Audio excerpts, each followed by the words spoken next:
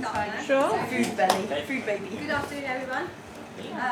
My name is Samira. I'm a chiropractor and a radiographer, and I've been asked to come and do this lunch and learn session with you to make you a little bit more aware of your own health and well-being and how you can look after yourself at work and if you work from home as well. So thank you, Elsa and David, for organising this and inviting me to come over and talk to you about this. So today we're going to try and cover some of these points. So how many of you know what chiropractic is?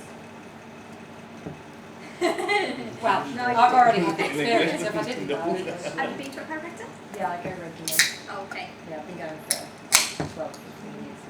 Okay, so we'll cover, for those of you that don't know, we'll cover those areas and then what chiropractors can treat and some boring statistics for you. What is neck and back pain, but more specifically work-related, poor posture, musculoskeletal related neck and back pain, and some myths and misconceptions that people have about bad backs or neck pains. And we'll talk about posture, which may be a bit more related to you guys, and how you can look after yourself and have a better posture at work and improve your desk, your ergonomics, and which is, I think, David and it's quite key to kind of work on that to help improve the productivity at work as well. And then I'll go through some top tips and some exercises that you can maybe build into your daily routines when you are at work or when you're at home. I'm sure most of you are quite active anyway, but it's, I'm assuming that. All the Laura, yeah.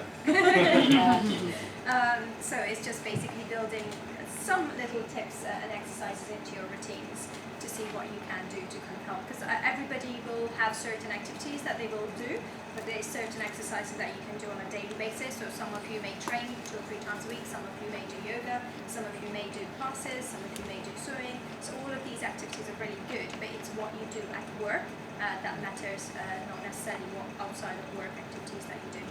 Okay? And then you'll have a chance to ask any questions. Don't promise answers, but you will have a chance to ask any questions. Alright, so chiropractors, so they are healthcare professionals. So I'm regulated by the General Chiropractic Council, and I'm a member of the British Chiropractic Association and also the Royal College of Chiropractors. I have now been trained for just over 5 years, and like I said, I have 2 qualifications, so I do radiography and chiropractic. I have been working across many Bristol chiropractic clinics and currently working from Spire Bristol, both for radiography and chiropractic. So chiropractors are trained to diagnose, treat and help prevent biomechanical issues, musculoskeletal issues, which ultimately are the cause or they can affect the function of your nervous system. And nervous system plays a massive part in it, in the whole well-being itself. So nervous system is connected to your nerves, your joints, your muscles, and any signals or perceptions you get back from that is basically your nervous system. Your nervous system is divided into your central main nervous system or your parasympathetic nervous system, basically, which is all to do with your muscles, your nerve signals. So sometimes when people complain of, say, I don't know, the tingling sensation or the numbness sensation, that's to do with your nerves and the disruption to the nervous system itself. So chiropractors use manual handling techniques, so that could be manipulations, mobilizations, muscle energy techniques. I'm also trained in doing acupuncture and kinesiology taping, because I treat a lot of sports injuries, so I do that as well. So it's basically all covered in those areas. Any questions? The taping, I want to know how that, it's like magic, isn't it? I have been taped before, I haven't known why. It's called a magic tape, but it's really good at kind of helping to support your muscles. So basically you can use it for different things. So if you use it more for muscles, then basically try to work or support the muscles so that you're limiting the amount of effort is required from the muscle. Putting it in the right place. Yeah, and okay. then but if you're using it more for postural correction, then again you will put the tape on where you need the correction being done, so that the tape is working instead of your muscle, so you don't get that necessary strain from the muscles working. It's really good actually for people who I am trying to correct their posture, so their curvature is about there, and he's trying to correct them up. So it's really good because their muscles have no support, nothing at all in that, so they're not able to hold themselves upright. So the tape really is there to support them so that they don't go back into that posture again. So it's kind of helps support, takes the unnecessary strain and stress away from the muscles as well. But then if you use a tape, you don't train those weak muscles, do you? No, because which is why you can't use the tape long term. So it's only the initial support. So basically, you try to encourage muscle memory. Okay. So once your muscle, so for example, if I was to correct your posture, I will kind of put the tape on. So I'm encouraging the muscles to stay in that sort of position.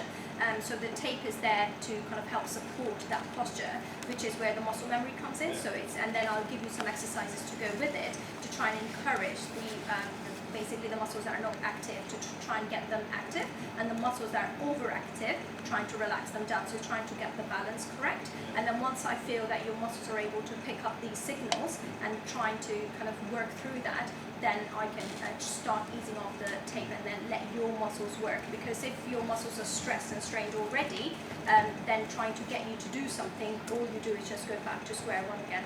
Whereas the tape in the initial phase is really good to try and help support that. How long you can use tape for is very individual. Yeah, it's individual based. So if it is, for example, going to a patient whose curvature is up there, he probably needs, or she probably needs, maybe like 3 or 4 weeks worth of taping, constant taping, before I can start easing it off. So you can then do on-off, so 1 week with the tape, 1 week off the tape, and then see the week. So then I guess then balance it with the weeks that they have had the tape off and how well they've done it. If their muscles haven't been able to pick up those signals, then they go back on the tape again. But if it is just just for a support reason because you're in a lot of pain and it's an acute injury that you've had, and I just want that initial phase of supporting the tape, then I'll probably just do it for the first or 2 sessions, and then I'll leave the tape on. Okay, so these are some of the areas which I've kind of covered briefly. So back pain, there's many causes or reasons for back pain. So it could be ordinary mechanical back pain, disc herniations, which are again or sciatic leg pain. Sacroiliac joint pain is just basically the pelvic joint pain that you can get, and sacral joint pains, which we'll come to anatomy in a minute. This is the pain, the joints that can get inflamed around the spine that can cause pain as well. Neck pain again. Could be due to whiplash, it could be due to poor posture, either at work or activity related, or arthritis and similar joint pain as well. Headaches, so again, sometimes the headaches, so cervicogenic headaches referred to as more related to more your neck type headaches, and then of course you've got your tension type headaches, which are more stress related, and then migraines as well. I do also treat pregnancy and childcare related back problems as well as sports related injuries. But for the purpose of this seminar today, we'll concentrate on low back, neck pain, shoulder pain, and any musculoskeletal related, posture related, work related issues. Okay, so this is scary, but most of the people will suffer from low back pain throughout they will have at least 1 episode, if not more, and you get loads of people visiting their GP. There's a cost to the economy because of people taking time off work because of low back or neck pain, and you get 55% of patients that suffer from low back pain will attend chiropractic clinics, 33% for head, neck, shoulder and arm pain, and 12% for peripheral joints, so that's like elbows and wrists, like repetitive strains and things like that. There was so British Chiropractic Association, they conducted a survey which was actually done around just the London population, and these are the scary figures here. So 79% of just the London population suffers from low back or neck pain. There's 39% that don't look after their neck and back health, which is obvious, and then 21% don't take any action when experiencing neck or back pain, and 18% will wait more than 1 month before they seek help. Now, if you wait more than 1 month, you've already progressed to the next level. You've already got contributing factors kicking in, and before you can do, and then things have gone worse before you've actually taken any action. And only 10% make changes to their daily routine. People are so set in their ways that they're very reluctant to change the way they work, and yet they complain about their musculoskeletal related issues. So I think it's important to kind of make changes. Some changes may not be quick enough. You've got to take one step at a time, but these changes are for long term. There was another survey conducted from the British Chiropractic Association, and that was the whole of the UK population, and they found that actually people that suffer from neck and back pain, most commonly it comes from your poor posture, work-related issues, which is why I think things like that will help encourage people to be a little bit more aware of how you can look after yourself at work. Because I think nowadays, given the technology and everything, we spend a lot more time in front of gadgets, and I've got some statistics which show actually how much time we spend staring at those screens than what we used to do, paper and pen type stuff. So it is good to know how you can look after these. It's not to say these technologies are there obviously to help you. It's not to say you can't use these technologies, but it's just the way you use them and to utilize them in a way that you can look after yourself as well. Okay, so this is what I was talking to you about. So this is looking at it from the back. This is the frontal view, and this is the side view. So as you can see, your three main areas of the spine. So you've got your neck vertebrae, you've got your mid-back vertebrae, and you've got your lower back vertebrae, and then you've got what we call the sacrum and the coccyx. So this is basically your tailbone that you sit on. So as you can see, these yellow bits here, these are your nerves. So all through from the tip of the neck all the way down to the lower part of your spine. And then these, I'm not sure if you can see these red bits here. Can anybody see those? Mm-hmm. So these are your, what we call the vertebral arteries. So this is your blood supply to the brain. So you've got your skull, your brain will sit inside it. So all of this is going, so the blood supply is going into your head. So this is where the, what we call the circulus villus, where basically all of the hubbing of the blood supply happens, and it kind of separates and then branches into the brain. So coming back to the headaches, so if you've got a compression around this sort of area, you can imagine it's going to have a knock-on effect into your blood supply, but also into your nerve supply, which is going to trigger off the headaches, because gravity pulls everything down, but your blood, so it's easier for the blood to come down, but it's harder for the blood to push up to the head. So sometimes when you've got any restrictions around the neck area, because the blood has to force upwards, which is against gravity, it needs a lot of force for us to travel to the head. And if it can't get through to that because of restrictions or narrowing in that area, then that can trigger off things like headaches or dizziness and wanderings and things like that. So that's associated with your neck issues as well. So are you saying neck pain and migraine can be linked? Can be linked, yeah. Yeah. It depends what type of migraines you have and whether you have any underlying problems in your neck. Both of these can be linked. A bit like jaw problems as well. So sometimes people find that they have really tight, tense jaws. So again, it could be a standalone problem in the jaw itself, or it could be related. So if you look at it, so this is basically your jawline here. So this is in the level of the first vertebra of your neck. So again, it could be due to the fact, so again, we'll come to the posture in a moment, but the way you hold your head could cause unnecessary tension around your jaw area. So in your jaw, a bit like in your spine, so these bits here, so the grey lining here, these are your discs. Everybody familiar with the term discs? So your discs are your shock absorbers, and they are fluid filled, so they keep your spine lubricated. So just like these discs here, you have tiny little discs in between the jaw joint as well, which again keeps it lubricated, keeps it moving. So your jaw is a hinge joint, so you'll kind of do that sort of movement here. Sorry, just practicing. I have a real life demo here. So yeah, so these, depending on how tight these, they can get dehydrated. So if they get dehydrated, you get a lot of stiffness in the joint, so that causes the lack of movement or flexibility in the movement, which will then link into the upper back or the neck a little bit as well. And again, depending on the stressors in the neck, it will have a knock-on effect into your mid-back and into your lower back as well. So these are the joints I was referring to. So these are called your facet joints, just obliquely lined angled joints here. So most often these are the joints that can get a bit inflamed and a bit irritated, and that they can cause low back pain or mid back pain as well. And then this space that you see here, this is called your foramen. So through which, so these yellow bits that you see, the nerves, this is the space through which they come out from. So, which is why it's important that everything moves the way it moves, because if there is narrowing of that joint here, it's going to cause compression. So you probably heard of disc herniations or prolapse discs. So basically, so this is your disc. So if you imagine, so your discs are a bit like jam donuts. So if you squeeze them, the jam will start slipping out of the donut. So your discs are just like that. So basically, the more pressure there is, and depending on which way the force of the pressure is, your disc will either bulge towards the back or towards the front, okay? But it's worse if it bulges towards the back or towards the side, because this is where it's going to compress or narrow the space through which the nerve comes out from. This is what's going to cause the nerve compression problems. So things like radiating pain into your extremities, your pins and needles, your tingling and numbness sensation, and sometimes it can be a lot worse than other cases.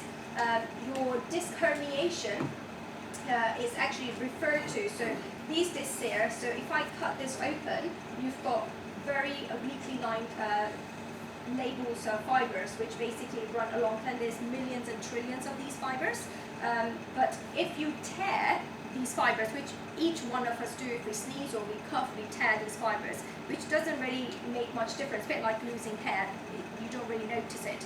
But if it was to have a knock-on effect, so this is where the nipping happens, if it was to break all the fibers in the same spot, this is where the weakness occurs, and then it starts oozing, the liquid from the disc starts oozing out, and this is what's referred to your disc herniation. So the bulge is slightly different to herniation. Herniation is a lot worse than your actually disc bulge. People get slightly confused between the two terms. The bulge is basically where the disc is shifted slightly out of position, and the herniation is where the liquid starts oozing out of it. Does that make more sense? Okay. Any questions? Yeah, my jaw on one side locks up every now and then. Yeah. Do you think that's related then to some sort of issue in the top of my spine? Yeah. Do you clench your jaws? Yeah, I think And when I grind sleep. them? Yeah, I've been told by the doctor Yeah. that I clench my jaw, and they try to give me the The mouthpiece mouth when I tube, sleep. yeah. But I couldn't sleep with it, so I did away with it. They are very uncomfortable, but that's why you've been given it. So basically, it's to prevent. So you should have a little space between. So if you clench your jaw, it depends if you underbite or overbite. Will depend on the tension of the jaw. It's only one side as well. Is that normal? Yeah. Sometimes it is just one-sided, and that's purely because of the way. So in your case, it's your left side. Yeah. Are you right-handed? Yeah. So you probably tend. So sometimes what happens, people who are right-handed, they tend to lean slightly towards the left side. Right. Because if you're using the mouse quite a lot, you tend to kind of tilt your head to the side. Okay.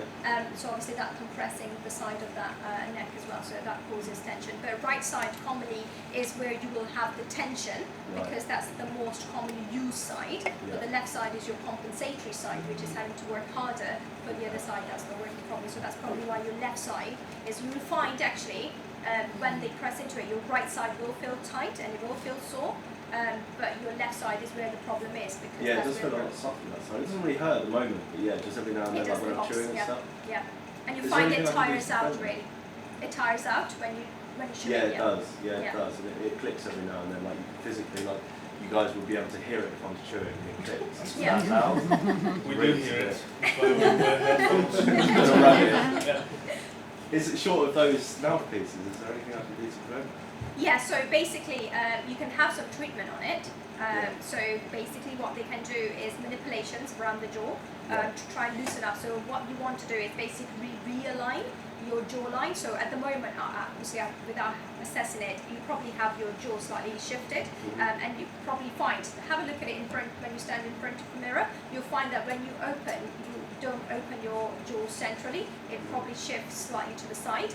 And that's probably because it's compensating for the tighter side. So the tighter side will pull it towards it because it doesn't allow for that neutral opening of the jaw. Right. And that's obviously the other side is compensating for it, so elongating the other side. So one side will be shorter, the other side will be longer. So when you open, it'll kind of shift to that side because it's allowing for that tighter side not to open slightly. And you'll find that top of your neck is probably very tight as well. Do you get headaches as well? I do, but I don't know. It might be related. I don't know. It's not often that it happens at the same time. It's not like every time my jaw locks up, but it's occasional, and then like it locks up, and then I kind of, as long as I force it, it kind of unclicks itself. Yeah. But I don't have headaches at the same time. No, it's probably a knock-on effect. So it probably your neck and your jaw is probably related. So I would probably suggest maybe having a treatment on it to So try. with a chiropractor. Yeah. Thank you. All right. Okay, so neck pain. So a lot of causes of neck pain. So like we talked about, so traumatic incidents. So again, like we said about road traffic, normally when you get a collision, like a head injury, it's mostly soft tissue. It doesn't actually, apart from if it depends on the whiplash, it can cause an irritation to your neck, but most often it is soft tissue than the bony injury as such, unless you've had an accident whereby you kind of knocked your head, and that probably will irritate your joints a little bit more than the soft tissues. Sometimes you have a gradual onset, so for example, people that work in the office, so it's a gradual build-up of these activities. Over time they will cause, so initially you will feel nothing, and then gradually you'll have one thing appearing after another, and then gradually it'll start showing symptoms, and then that's when you start noticing that something is wrong with your neck. So poor posture, not sitting properly, sleeping postures as well. Sometimes people don't actually realize their pillows, their mattress, and the way they sleep can also have a knock-on effect. Sometimes I have patients coming in and they've not had, this is the first time ever in their life they've had an episode of neck pain, and they'll come to me and say, I woke up this morning with neck pain and my head's like crooked, I can't move it. And it's like, well, it's not necessarily just happened last night. It's probably the gradual build-up, and then obviously the sleeping incorrectly with the incorrect pillow didn't help, and that's obviously triggered off the underlying problems that you were having built on for long periods of time. So it is important how you sleep. And no doubt, stress or tension always help. Kind of raises your pain level. So if your pain levels was like say 3, with this stress and tension, it'll probably go up to a 6 or a 7. So it does have a knock-on effect as well. So same back pain. So constant. It's the repetitive movement that the spine doesn't like. So it's like the constant bending, but then bending at awkward angles. So sometimes you'll bend to pick up something, but it's that bend and the twist that the spine doesn't like. It's not designed that way. So like you looked at in the model, the spine is quite straight. It's got slight curvature. So if you imagine you're just bending forwards to a certain extent, it's fine. But if you're bending and twisting, then that angle, the facet joints will have to twist, and that narrowing of that joint space is that over time causes that repetition of the irritation and builds that up. So again, sitting for long periods of time, sitting in an uncomfortable position, not having comfortable chairs, not having that proper back support will have, that's a good chair. I don't like it, because it's tipping me too far backwards. I prefer to be more up here, but that's because of my own personal issues. Yeah, it is, yeah. It's amazing how people they just check to see Okay, so resting a bad back. How many people think it's true or false? I used to think it was true, but it's not. No. I guess it depends on what you've done, but I would say mobility is probably more important than just staying still. Yeah. You can do more damage by resting than you can do movement. So gentle movement, obviously not saying you just hurt your back and go in and train and do a deadlift, that would be wrong. But just gentle movement, so just keep moving.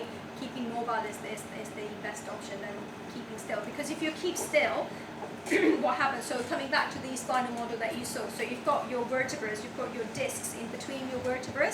If you sit still, it's the compression onto your discs, and again, depends the way most often when people are in pain, they just go in that fetal position, so that's not helping with your pain either. So either they lay down or either they sit up, but it's the compression on the discs that has a knock-on effect onto those. Back and neck pain are part of the aging process. True or false? True. How many people think it's true? Because all the Put your older hands up ones if you say think it's it's true. true. Majority of them think it's true. Is it not because those discs between your vertebrae, don't they gradually deteriorate over time anyway, which is why spine health throughout your life is best to try and keep it at its most optimum level? But it's certainly not part of your age. It is part of your age, but it's not actually. My youngest patient for neck pain was 8 years old. Well, my youngest patient generally is 4-month-old, but for different reasons, and my oldest patient is 90 years old for different reasons. But for neck or back pain, my youngest patient is 8, and then for lower back pain, my youngest patient is 13. So it's not to do with your aging. So It's is to, it a myth that you lose bone as you get older? no, you do. It's Right. it's not the bone that you lose, it's the height of that disc that you lose. So again, it's remember I talked about the disc? So your disc is a certain height. So over time, as you age, it just loses its height. So it becomes thinner because of the disc in between it. So discs get dehydrated. So they lose their sponginess, and then they just become a bit like a very old sponge. So initially it will be, it just basically loses its sponginess, loses its shock absorption, so it basically starts getting narrowing. And then you get, with the aging, you just get wear and tear. So you saw the big vertebral bodies, you just get wear and tear around the edges of the bone. But again, it depends how well you look after, or how not well you look after your back, will determine how quickly you're going to age, not in yourself, but in the bone itself. Back or neck pain are not common. True or false? Yeah, you know now. Yeah, it's very common, even like in the youngsters. It's there. And again, the 8-year-old I see, it's because of his literally head in the. There is actually a diagnosis now. It's a clinical diagnosis. Text neck. Yeah. Same like Oh my god. Text neck. So texting in that sort of position. Yeah, Phone so down. they did, there was a research carried out on the younger generation, so they measured the curvature of their spine, and then they divided the groups, so they had a control group, and then they had the people, then they measured the curvature of the neck, and then they measured the curvature of the neck of the people that they stopped using the gadgets, and with the treatment it helped immensely, but they literally had they basically had no neck. They was just literally in that sort of position. Their posture is ridiculous. And the teenagers I see, is because of the backpack, they think it's really cool to have it on one side. And obviously carrying heavy bags and things like that. But I think nowadays schools do have lockers and things that kids can put their things away. But it is backpacks in that sort of posture. Spine is injured easily. True or false? False. Yeah, it's actually the strongest part of your body, but it's the way you look after it and how you look after it. Your spine is actually encaged around like 4 layers of muscles, so it's really hard to damage it. But if your muscles have no support, no guarding mechanism, it's got no support whatsoever, the direct strain is going to go on your spine rather than the ligaments and the tendons and the muscles. Painkillers cure back pain. True or false? False. Yeah. Which masks the problem. That's right, yeah. They only mask the problems, they don't actually get rid of it. So they're very good at taking the edge off, and especially whilst you're recovering, but they never cure it. The underlying problem still remains. Hydration prevents back pain. True or false? I don't think it prevents it entirely, but I would like to think it would help. Yeah, it helps manage it a little better. Because remember we talked about the discs and how the discs are made up of fluid. Our whole body is made of like 80% of fluid, so it's good to maintain that fluid within the body to help it maintain and function better. A bit like your car. It can't run without oil, the petrol or the diesel. Likewise, your body cannot function without sufficient amount of fluid inside it. There's a certain fluid that you Yes, sugary drinks. Right. Hence I've got my water. Yes. Actually, it has more sugar in your Diet Coke than it does in the normal Coke. Yes. Sweetener. Sweet. It's worse though. Yeah. Yeah. I do go for a full fat Coke every now and again.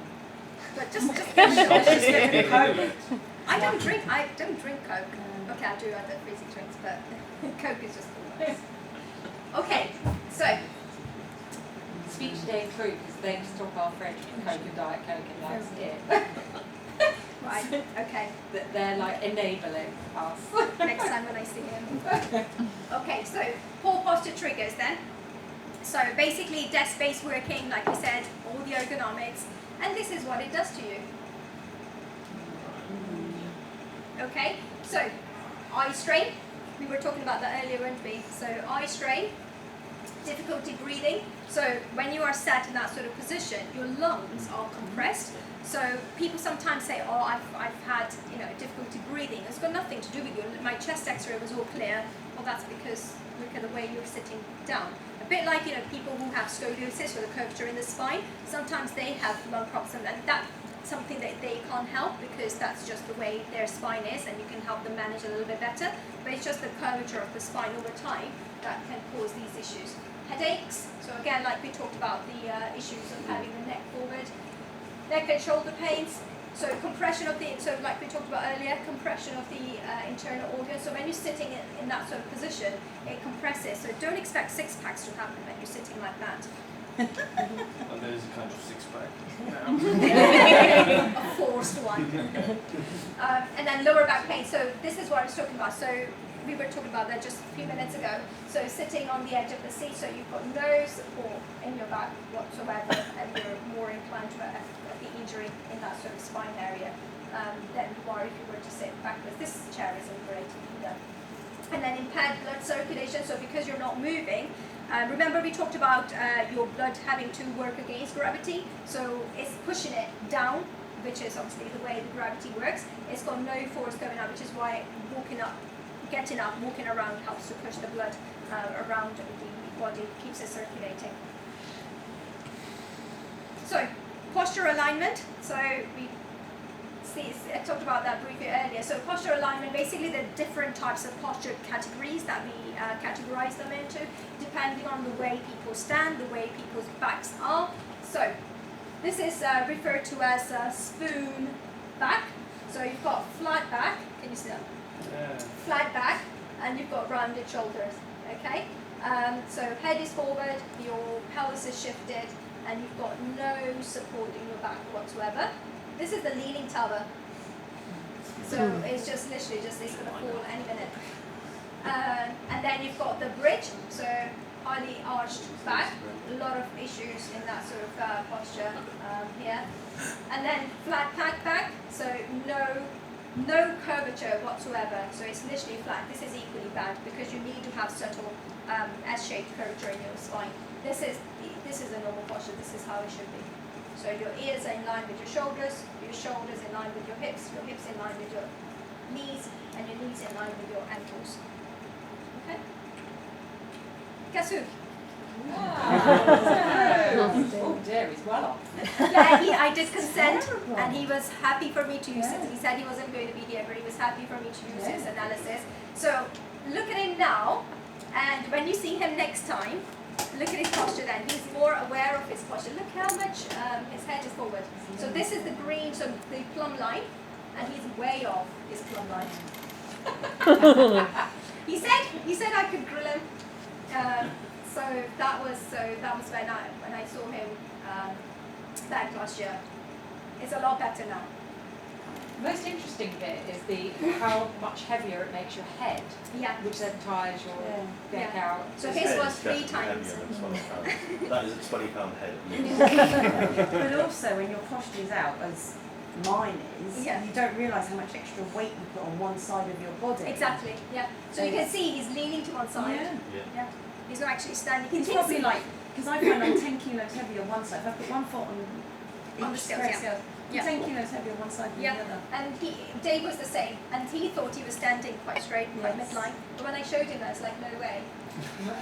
And then It's crazy, so it's like, isn't it? yeah. And it's always better to have a look at your side profile, because side profile shows a lot more information than it does. I think the lines on it makes such a difference as well. 'Cause Yeah. I think if you take those green and red lines out, you wouldn't really notice. No, but exactly. Yeah. Especially with it there, it looks What's like it's doing a Michael Jackson. Yeah. Well, actually, I'm looking at the picture thinking, is the picture at a So funny angle? Yeah. So the hips are misaligned, and Exactly. that's what's causing Yeah. the whole posture. See, now you today. can see, and I use Because you have this. reference points. So it's Yeah. really easy to. So I can, this is why I use this, because it's a visual aid, and it helps to kind of, for you to see where you are. Because if I told Dave, oh, you're out of alignment, and I had nothing to show him, he'd be like, yeah. Don't feel it. Yeah. Fix it then. But that's the thing. Yeah. But if I, sorry. Sorry, that's the thing. But how would you see yourself? Whether you want without some sort of Someone pointing. Yeah, I had a Yeah. patient whose neck was literally tilted to the side, and he came to see me, and throughout the consultation, just literally sat like this. And I said to him, "Do you have problems with?" Because he came to see me for his back pain. And I said, "Do you have any problems with your neck?" "No," he said. "Oh, the odd tension in my neck, but nothing major." He had an acute injury in the lower back, and I said, "Do you realise you hold your head to one side?" "No, I don't. My head's quite straight." And I was like, "Okay." So I did that, and then he went home that day, and he said when his daughter got married recently, flicked through the album just to prove, well, just to see whether what I was saying was correct. And he brought in some picture, and he said, "You were absolutely right." He said, "Why didn't the photographer say anything?" And I said, "I don't know." And I'm mentioning. He said, "Nobody's ever mentioned that he holds, but that's because everybody. So the way you are, everybody sees you the way they get used to seeing in that sort of position. So nobody knows any different, unless you get a drastic change, and then people are like, "Oh, you look different." So it's because that over time, everybody sees you every day. You don't notice any, unless somebody, a third eye, comes and says, "Oh, something wrong," and they will notice it. No, because he lives with his, family. They see him, and he's always had that posture, so they don't know any different, and that's why nobody will ever say.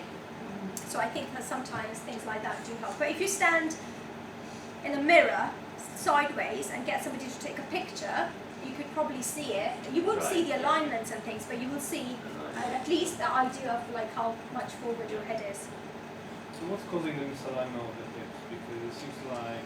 Yeah, that's because of the way David is holding himself, so he's kind of shifting it to one side, so that causes your hips to tilt, so one side becomes higher than the other, so that's because he's compensating for, and I think that's that time he presented with acute low back pain, so he's trying to hold himself. So normally people, when present with either neck pain or back pain, they will always favour their pain side, and they try to compensate it for the other side. So if the pain was on the right side, they'll always try and compensate it for the left side. So what would be the process to fix something like that? So David's been having chiropractic treatments, yeah.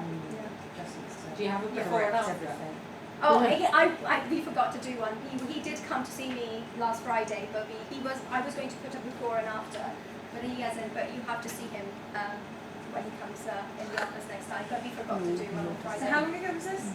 That was when did he come to see me? I think it must have been October last year. Oh, so yeah.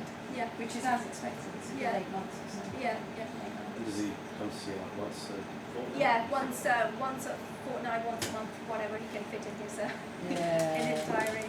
But initially, I presume Initially it he came a was bit coming, more. yeah, he was coming. So initially twice, because of again, depends on the injury, because David wanted fixed quite quickly. I think we did quite intense sessions. I think we did twice a week for the first couple of weeks, and then once a week, and then once every fortnight. But now he just does his maintenance stuff.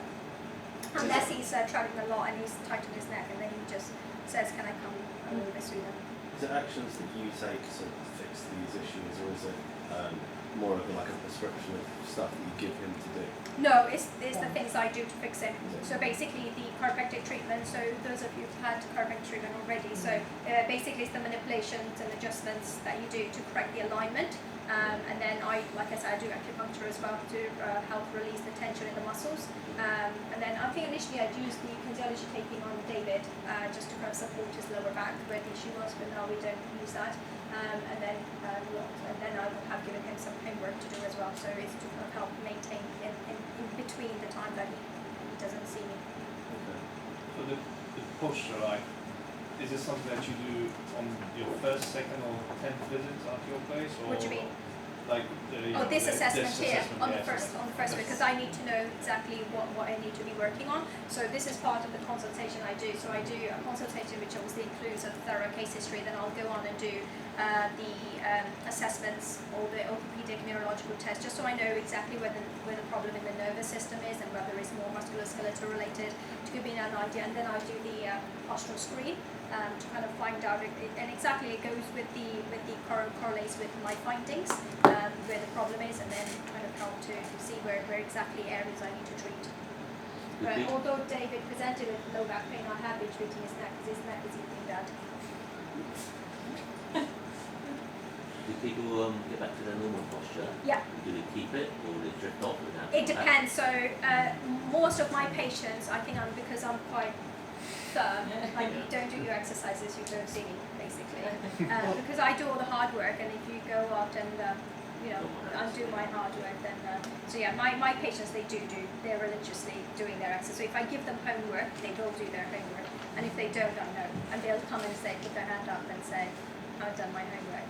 So it's just to help maintain, because if I can treat you to the extent I can treat you every day, but that's not the whole point. I don't want to be giving you treatments every day. I want you to look after your own self, and I want to help you to look after yourself. So I'm there to kind of help you through it. But meanwhile, because you can't have a treatment every day. Well, I don't mind. But it's basically trying to help in between. Yeah. So if I see you say once a week, then I need you to be able to maintain that treatment within a week. And then if I treat you once a month, I need you to be maintaining it a little bit more so that you can last that month before you need your treatment. Right. Ready? Okay, so like we said, sedentary lifestyle. So what does it do to you? This. Scary. Don't mean to scare you, but it's just to make you aware of all these issues that can cause. So blood clots. So if you're sitting, so that's all research. If you're sitting too rigidly, it can cause things like strokes and things, because obviously there's blood clots, blood's not. So again, it's all about blood having to push against gravity. So if there's not enough blood going to your head, then that's the severe cases of causing that. So hypertension, causing problems in your legs, stomach, so obesity and colon cancer. So those of you who are trying to diet, just move around. That will help with the weight loss. Heart problems. So again, and people who if you don't sleep well, that's again because their body's so used to being in that sort of position. It's why do babies get colic problems when they're born? It's because they're curled up in their mother's womb. So when they come up, all they need is a really big stretch for them to kind of realize actually that's where they are, and that's why they get so many issues, because they're all curled up. Too much sitting in classes. Yeah, exactly. So we're going to go through so desk issues. So like we talked about, this is the type of things that you get. So jaw problems, neck problems, back problems, ribs, elbows, wrists, hips, back and knees as well. Because if you've got your knee in that sort of bent angle, then that constant repetitive strain on your knee is going to cause a lot of issues as well. So, sorry ladies, handbags. How many of you carry big handbags? Not anymore. Mine's heavy. Backpacks. Three? No, one handbag, sports kit, and my work bag. Wow. But not every day. Get it rolling. Yeah. But yeah, so if I've obviously got those, I've got a backpack on Yeah. one, I've got one backpack that side and my handbag the other side. We have two. Yeah, but that's from the car to here. Could you not do like 2 trips? No. That would be walking. No. Extra Exercise. calories burned. But I make Or sure I'm steps. balanced. Okay. Yeah? Yeah. And when I carry my handbag, I have to remember to change sides because it is heavy. And I Yeah, so carry it you on the should, shoulder with your and I change handbags, you sides. should always carry them in your hand. Oh, really? Yeah, I don't understand why women are doing this movement. Weightlifting. Free weightlifting. It's not weightlifting. It is with when my I was, bag. I'm It's sorry, on my bag.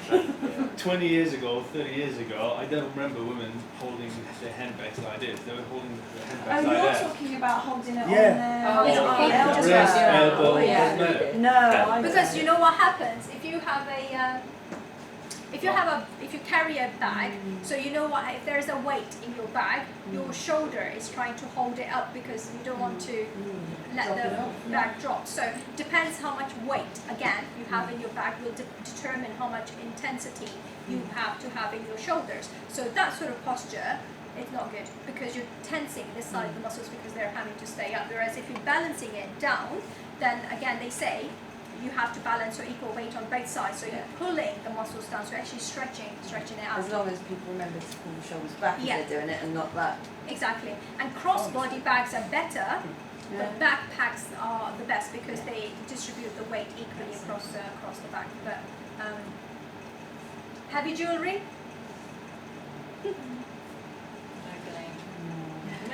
Most necklaces, so it's the heavy necklaces that basically if you have it around your neck for 7.5, 8 hours a day, you can imagine on top of what you've got your head in that sort of position typing, you've got excessive strain from the posture from pulling it forward as well. So sorry ladies. Footwear? Yeah, I gave up with heels. I don't often wear heels now because I've got a sit-stand desk, there's no point. Yeah, so it's basically they say soft-soled shoes with support, they're the best ideal ones, but long periods of walking in heels is not ideal. So yeah, this is some of the things that can have a knock-on effect on your posture. Electronic devices. So, I'm not here to stop you from using these, but it's just to kind of help raise a little bit of awareness. So, laptops, iPads, smartphones, and video games. So this is just ridiculous. Yeah, this is crazy. One challenge I would make is people go on about, obviously people at bus stops or train stations always on their phone. Take it back 80 years, you have people looking at newspapers. So I don't see a lot of difference in that. But that's, you're assuming they're holding it up here, but quite often you see people down here like this. I think it has got worse though. I think. Yeah. Probably I don't know. has. Probably the ability to read off a screen is more difficult than off a paper. I think it's just eye strain. It's just a time under tension. Yeah. It's time under tension because this you'll be holding most of the time. Newspaper or book you would hold for an hour or Yeah. 2 it's a hours bit a more day. interactive. This one you're holding all down every single day for. I agree with you, Laura, but it's definitely worse. It's just Yeah. And children So do you know how It's the children. how that's many it. hours a week we spend on our gadgets? Oh, have the screen time. Oh, if you're now. including everything. Yeah. Just mobile phones. smartphone. Just smartphones. It's like That's And like yeah, 16 hours for teenagers, isn't it? Something dark. That's a day, Alan. it's like 6 hours a day. 34.5 hours a week. That's a full-time job in itself. So anyone work here part-time? So I wish. like 10 hours a week. So for part-timers, that's an extra full-time job on top of their part-time. And do you know how many, like younger generation is worse? Every 8.6 minutes, they check their phone. They use their phone at least 4 hours a day, if not more. People check 40% of people check their phone 5 minutes literally into waking up. First thing they check is their phone. How many people how many people switch their phones off I before they think go the to bed? difficulty My is alarm it's is everyone's there. alarm now. So My alarm is there. and that's the crutch, isn't it? Because you go to turn your alarm off and then it's like you see all these notifications and you're like, oh, I haven't had Yeah, but this and is then- why you and then should before have you know it, you're like an alarm clock. elbow deep in YouTube. Nobody buys an alarm clock. Nobody buys camera there's, now. There's actually the mood change alarm clocks that you can do, and they actually it changes with the lights. So it comes up with the lights, so it automatically changes to the day, to the night, and it's actually quite relaxing. So alarm clocks. I switch my phone on. So do you mean it goes off when the light comes? Yeah. Like gradually changes. Yeah. It's about the winter. Sorry, I'm It's late, actually Hannah. it's actually Suddenly really close, so late. no, it's actually really good. These are designed for winter because people get really depressed in the winter. It actually gives you a natural light, as if it is light. So it's actually really good because. Oh, so it lights. It doesn't react to the light outside. No, it reacts to the bringing that your makes light sense. in your room Yeah. up so you naturally wake up rather than Right. Oh, there's forcing you. Alexa. What's it called? I have a massive light Mood thing that I change. sit Mood around change, to yeah. try and stave it off. It's really good. So I the switch lights my are phone going off that bitch. unless I'm No, on the it's floor. a But I switch my phone off. There's no need to have my phone thing on. to expose you to the right time. I do turn it off first thing in the morning, Sunlight. but just in case. Anyway. Right, See, now okay. we've got them, you kind of think that if there was an emergency, because I don't have a house phone anymore, if there was an Oh, I do. emergency. See, Then I you think only that's the have only it way on, so you yeah, can so get this hold is of me. for an emergency. So if I'm on call, which means I could get called, I don't know, middle of the night, then I know which day I'm doing an on-call. Only that day I will have it on vibration. And I'll put it as far away from me as possible so I don't get disturbed. And otherwise I switch it off and I switch it back on first thing in the morning. So, since 2008, so 10 years. So which device do we miss the most? So in 2007, it was TV with 52% and 13% of mobile phones. 2018, it switched. So 48% TV and 28% mobile phones. So mobile phones went up and TVs came down. The scary thing is though, smartphones, 17% in 2008, 78% in 2018. Worse still, tablets or iPads, 2% in 2008, 58% in 2018. But look at this. Yeah, desktop PCs, 69% in 2008, and it drops to 28%. You've got everything Everyone's on got the smartphone. laptops. Yeah, exactly. And then there was another one.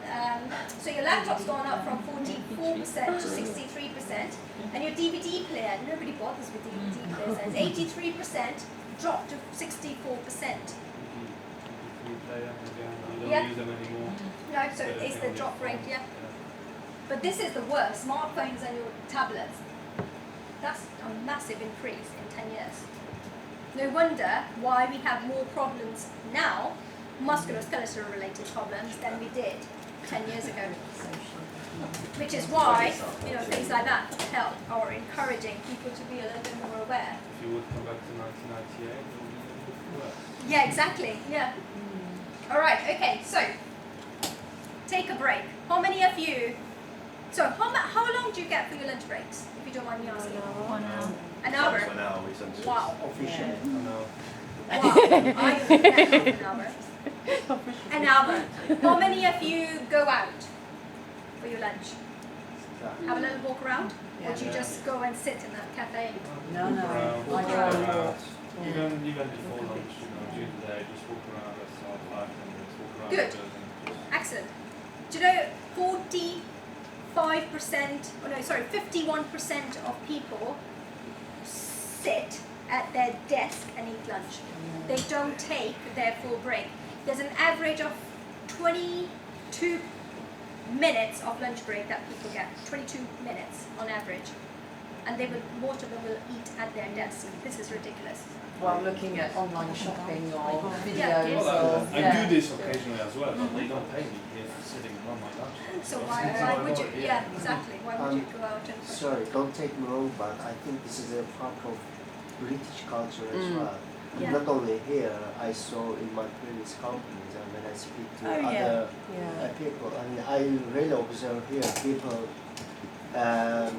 they tend to eat in front of their computers, just a sandwich and some Yeah. crisps, Yeah. which is really not common in No. in And I think overseas, some actually. people do it because they think, oh, if I don't take lunch, I can leave earlier. That was Yeah. quite a common thing. Yeah. And it's like, I think I just do it because I eat so often. well, no. I was to walk away every time I wouldn't spend any time on my Yeah, desk. no, yeah. No, but I need that's an IV, don't I? Just.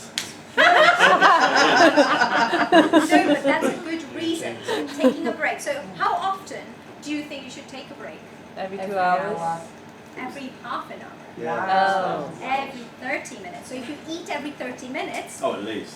yeah.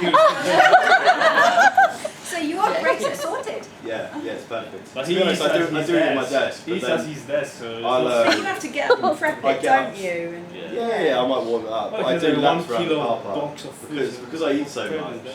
To your point about sitting, Yeah. sitting on your stomach, I get up because otherwise, You're just just sits your there. piece. Yeah. Jack? Yeah, unfortunately, Do you eat the same thing throughout the day? If you eat every Yeah. half an hour? I just eat one. Yeah? sometimes. You bring up Yeah, I've seen.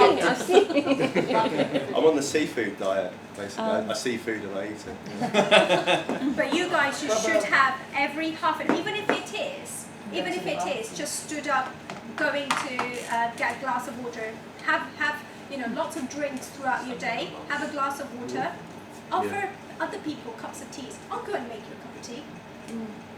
And that's a reason for you to get up and maybe put like snooze or put little alarms or put little alerts on your phone or on your laptop, which kind of pings up every half an hour, say get up and walk around.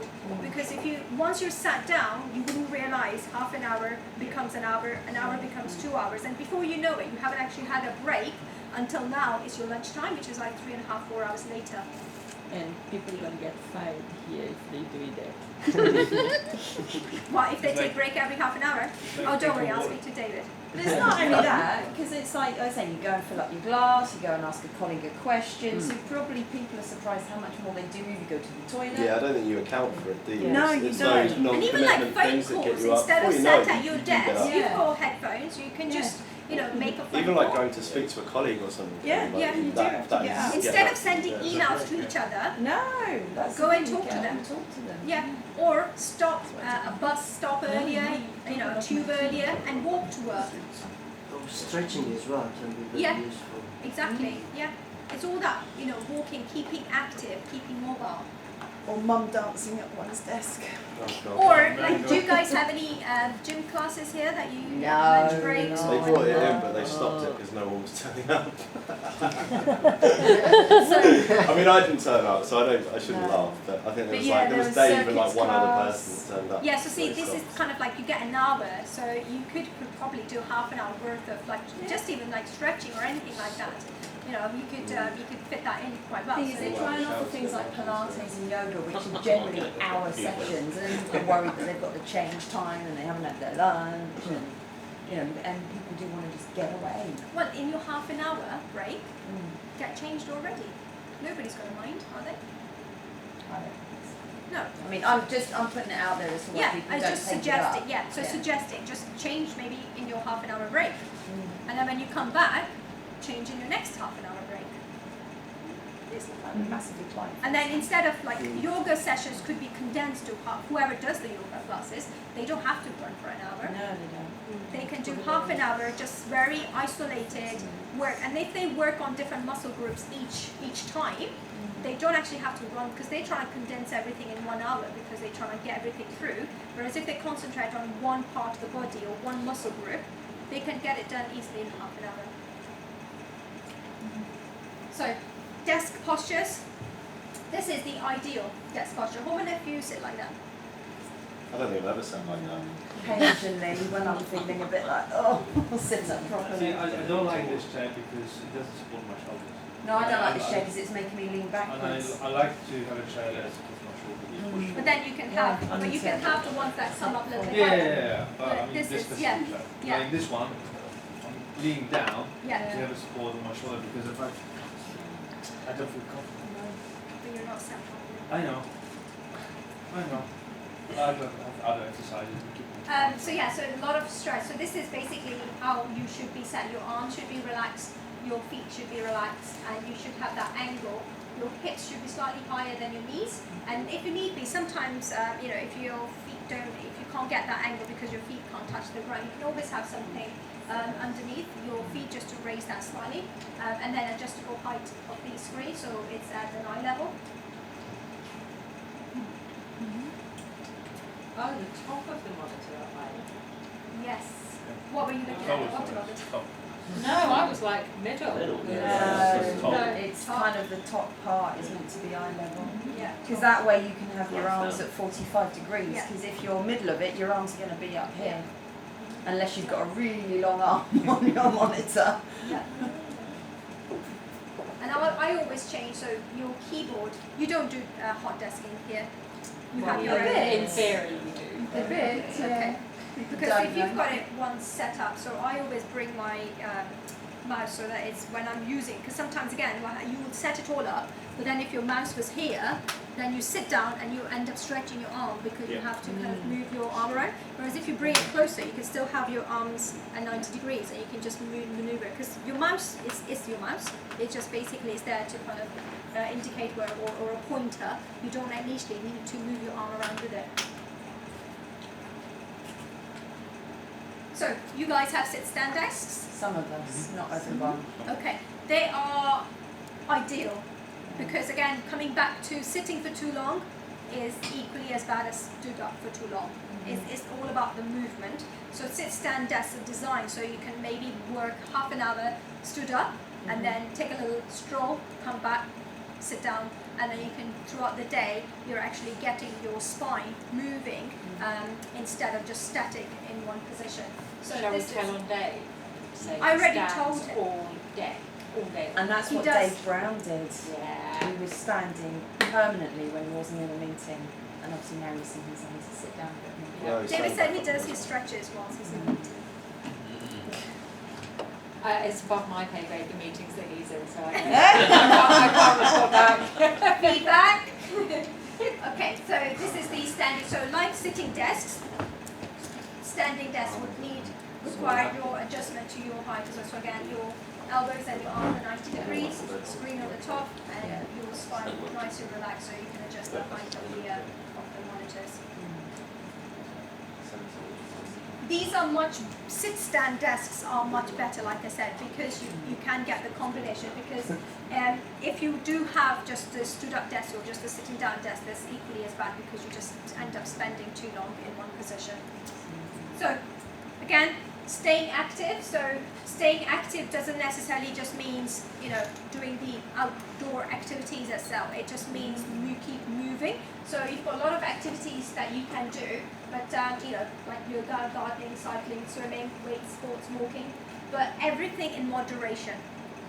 I do see people that present to me with a lot of injuries, so cycling, gardening, swimming, weightlifting, sports injuries because they've overdone it. So everything has to be done in moderation. You cannot just think that you are being very active, but actually just equally doing more harm than less. And obviously, if you've got underlying problems, then that would determine how much activity you can do. So proper warm-ups, cool downs will help to kind of keep you moving in that sort of position as well. Sorry, it's 75 minutes or 150 minutes.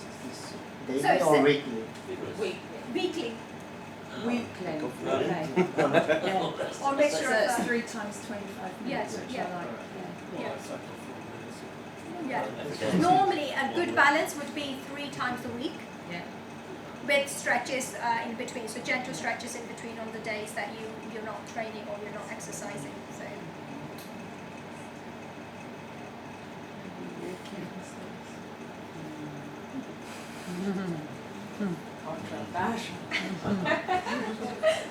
But like I said, it doesn't mean actually it just means that trying to utilize it so that you are using it to do what you need to do, but then using the correct posture. So for example, I know it's difficult and most of us do like to kind of have our phones in our hands, but it is trying to have the phone up here so you can see it.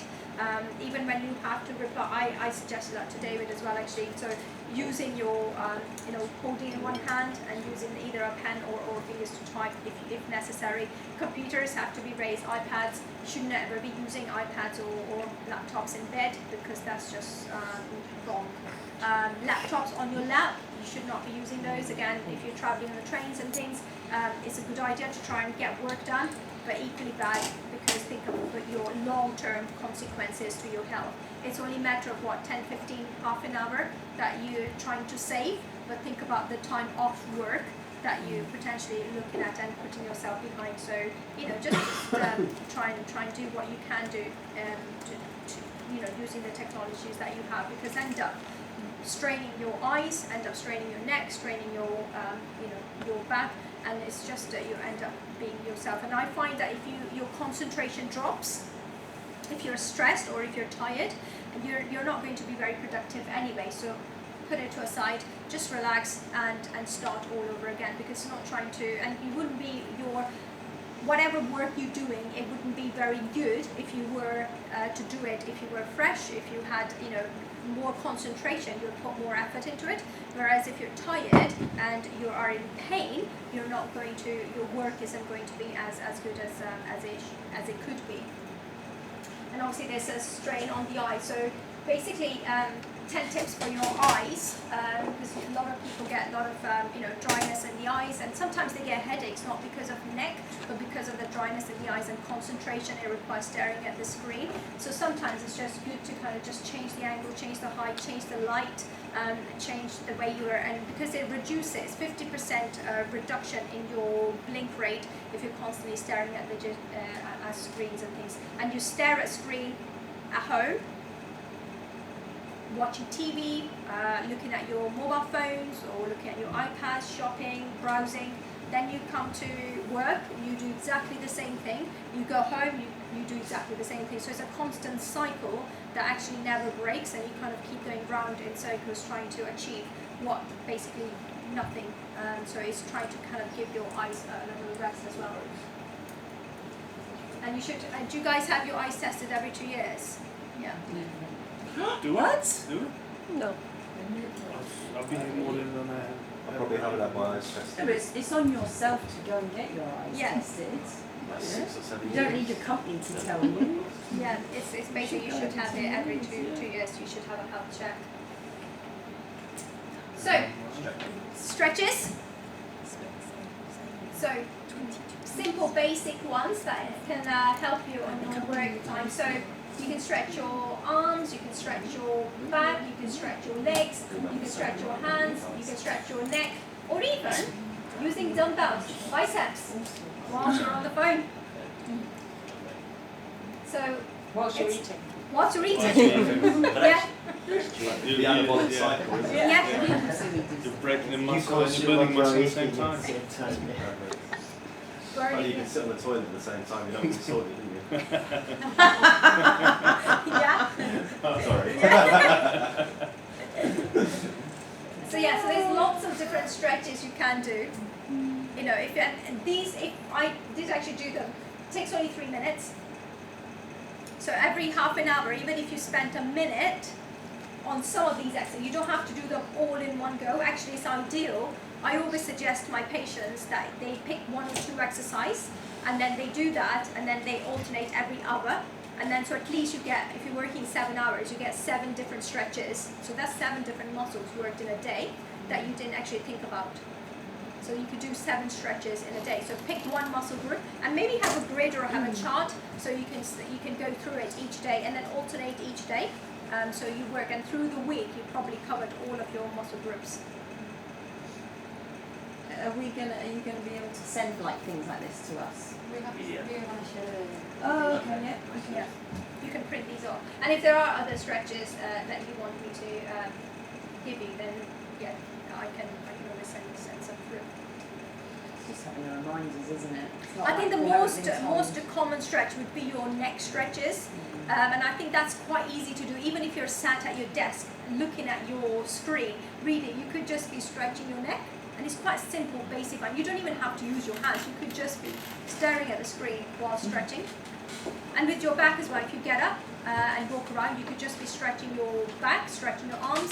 And you don't have to go anywhere. You just stand up at your desk and you do the stretches, or you sit at your desk and you do your stretches. These stretches are so easy to do that there shouldn't be any reason as to why you couldn't do them. Okay, happy? That's all. Thank you. Thank you. Thank you so much. Very good.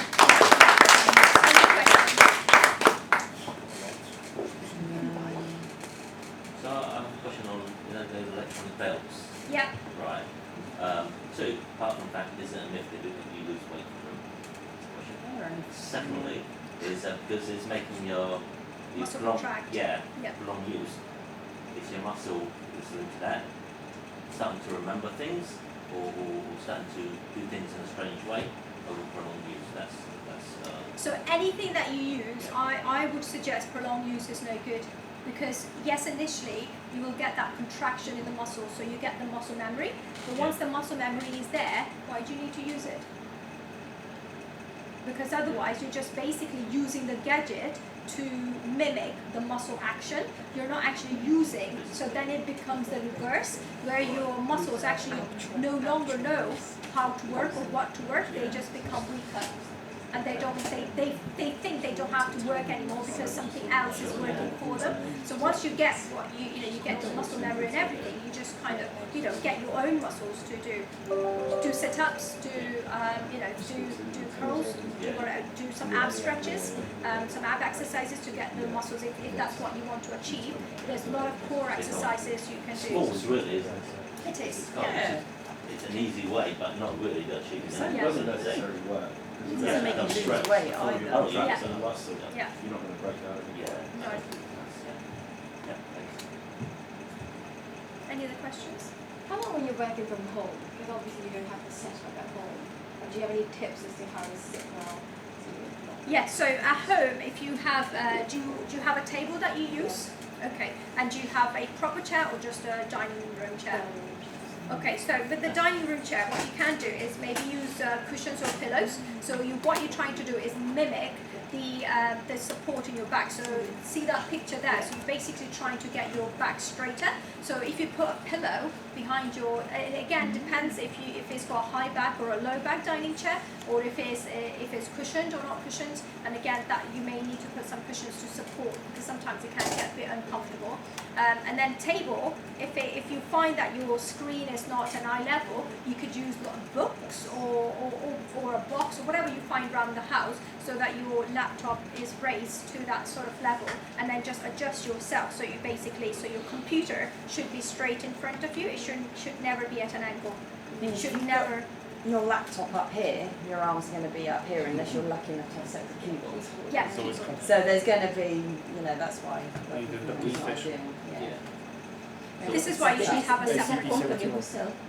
Docking station. Yeah, I know, but you're assuming we've all got the space to have it set up like that. We have 3 screens, so we tend to sweep and maybe concentrate one screen more, because that's our main screen. But if anything, it probably makes So again, if you've got more than one screen, then I think your screens need to be in that sort of angle there. So you basically it's the glance of the eye rather than the movement of the head. Right. Yeah. Yes. Because if you sat there for 3 hours constantly doing that, what are you doing to your neck? You're constantly irritating these joints constantly. Whereas if it's just the glance of the eyes, your head is still, and you're just moving your eye, glancing from one screen to the other. Because you'll have one main screen, the other screen is just there for comparison sometimes. So you're basically concentrating from one screen. So it's just making sure it's there, so you can kind of have a glance. And if you've got, did you say you have 3 screens? Well, you can the laptop as well. So we've got a laptop. So the laptop is in front, and then you've got 2 big screens. And then when to the side, and then moving, on the side. and most of us have a laptop. I may on have a the little side. walk around actually to have a look. But we're also moving into quad screens, so some people are going to start ending up having a quad screen set up. Right. But they're all central. So mine, for example, is here, like you just explained. Mine's there and there. Yeah. So how you choose that. Still, you need to do So when you use a laptop, is your laptop raised? Do you look at your laptop? Yeah, It's we've got docks that Oh, means you okay. can position it in so your laptop should be a similar don't really height. use But it. not everyone does that. Yeah. Some Okay. people do, some people don't. Okay.